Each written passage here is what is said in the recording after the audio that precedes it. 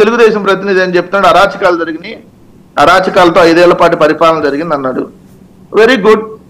అరాచకాలు జరిగితే మరి ముగ్గురు ఎందుకు కలిసి వస్తున్నారు? అసలు మా ప్రభుత్వం మీద వ్యతిరేకత ఉంటే సింగిల్ గా రావచ్చు, కానీ అనేక సార్లు సవాలు విసిరాం, ఎన్నికలు కూడా అయిపోయినాయి. ఇంకా నేను దాంట్లో డెప్త్ గా వెళ్ళదలుచుకోవాలా. ఇదే మాచర్ల ఇన్సిడెంట్ మాట్లాడేదిగా చెప్తున్నా.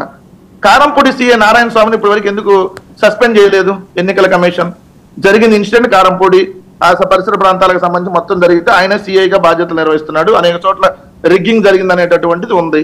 ఎందుకు సస్పెండ్ చేయలేదు? వీటన్నిటికీ సమాధానం చెప్పాల్సినటువంటి అవసరం మరి ఖచ్చితంగా ఎన్నికల కమిషన్ ఉంటుంది కదా. ఎన్నికల కమిషన్ బాగా పనిచేసింది అన్నారు సార్. ఎంత బ్రహ్మాండంగా పనిచేసిందంటే 1100 మంది ఉన్నటువంటి పోలింగ్ బూత్ లో ఎన్నికలు తెల్లారి 3 గంటల దాకా జరిగేంత బ్రహ్మాండంగా పనిచేసింది. ఎంత? 1100 మంది ఉన్నటువంటి పోలింగ్ బూత్ కి తెల్లవారి 3 గంటల దాకా అంత బ్రహ్మాండంగా పనిచేసింది.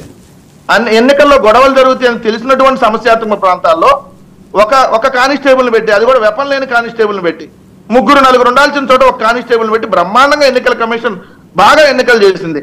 పలానా చోట్ల పోలింగ్ రిగ్గింగ్ జరుగుతుందని చెప్పి కంప్లైంట్ ఇస్తే అసలు ఎక్కడా కూడా అసలు రీపోలింగ్ అవసరం లేదు అని చెప్పి ఎన్నికల కమిషనర్ సాయంత్రం 6:30కు ప్రకటించేస్తాడు సార్.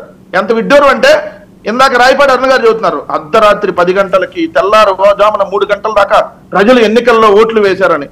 మరి ఎన్నికల్లో తెల్లారి దాకా ఓట్లు వేస్తే ఎన్నికల కమిషనర్ తెల్లారు కదా ప్రెస్ మీట్ పెట్టి ఎన్నికలు ఎక్కడా కూడా ఎక్కడ చోట రీపోలింగ్ జరగాల్సిన పని లేదని చెప్పాల్సింది తెల్లారి 3 తర్వాత చెప్తాడు, కానీ సాయంత్రం 6:30కు వచ్చి ముందే చెప్పేస్తాడు ఎక్కడ రీపోలింగ్ జరగాల్సిన పని లేదని చెప్పి.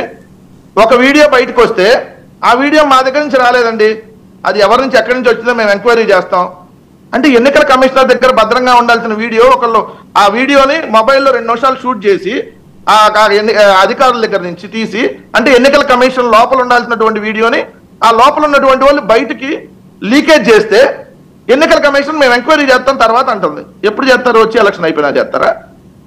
మరి ఎన్నికల కమిషన్ చాలా బ్రహ్మాండంగా పనిచేసిందంట. సరే, ఎన్నికలు అయిపోయినాయి, ప్రజల తీర్పు కోసం వెయిటింగ్. ఏ సర్వే సంస్థ ఎవరికి ఇస్తుంది అనేది సెకండరీ.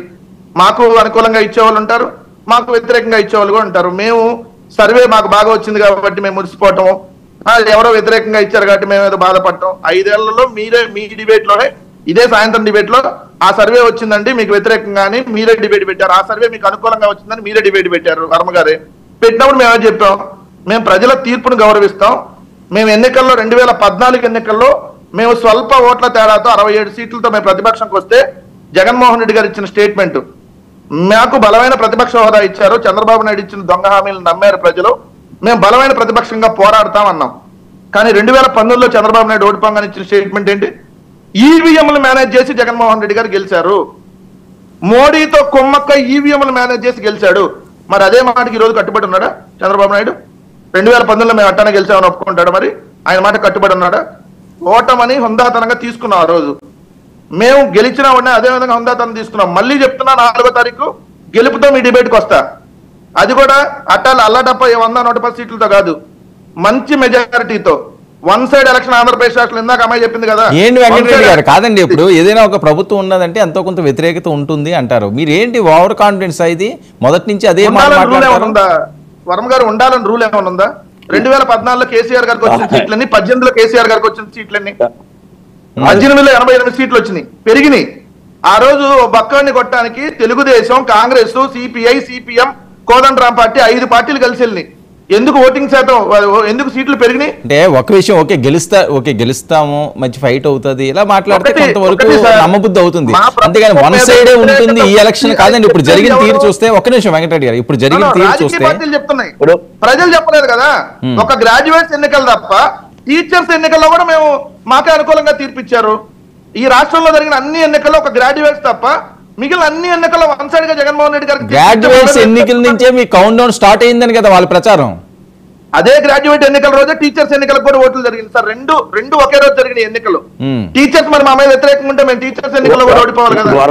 గ్రాడ్యుయేట్స్ ఎన్నికల్లో మేము ఓటర్ని జాయిన్ చేసుకునే దాంట్లో మా నాయకత్వ లోపం వల్ల మేము ఓడిపోయాం. దాంట్లో గ్రాడ్యుయేట్స్ ఎన్నికల్లో మేము గ్రాడ్యుయేట్స్ ఎన్నికల్లో సరే ఇప్పుడు మీరు ఏమంటారు, ఎన్నంటారు? వైనాట్ 175 ఓడిపోయాం కాదండి, వైనాట్ 175 సార్. ఒకటి గ్యారంటీకి చెప్తా, మా టార్గెట్ 175 మేము పెట్టుకుంది, 151 ప్లస్ తో 100% గెలుస్తున్నాం.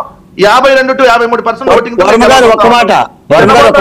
ఒక్క నిమిషం అండి వెంకటరెడ్డి గారు కసిగా జరిగింది ఎన్నికలు అన్నారు కదా, కసిగా జరగలేదు. వెంకటరెడ్డి గారికి ఒక మాట, ఒక్క నిమిషం వెంకటరెడ్డి గారు మీకే ఇస్తారు, మీరు మాట్లాడారు కానీ మాట్లాడకుండా మీరు టైం తీసుకుంటే మీకు ఇస్తారండి. ఒక్క నిమిషం వెంకటరెడ్డి గారు మీకే మీరే మాట్లాడదు.